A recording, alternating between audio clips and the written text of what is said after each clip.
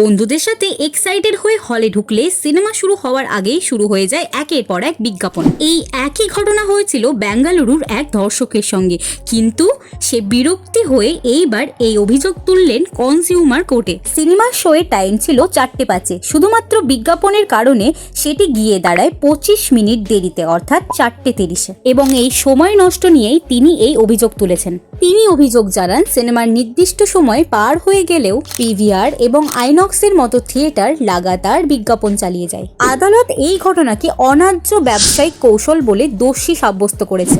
ঘটনাচক্রে পিভিআর এবং আইনক্সকে 1,02,000 টাকা জরিমানা করা হয়েছে, যার মধ্যে 20,000 টাকার ক্ষতিপূরণ সেই ব্যক্তিকে দেওয়া হয়েছে এবং 1 লক্ষ টাকা ভোক্তা কল্যাণ তহবিলে দিতে হবে।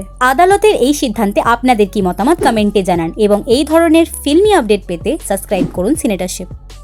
5,000 to the complainant for the mental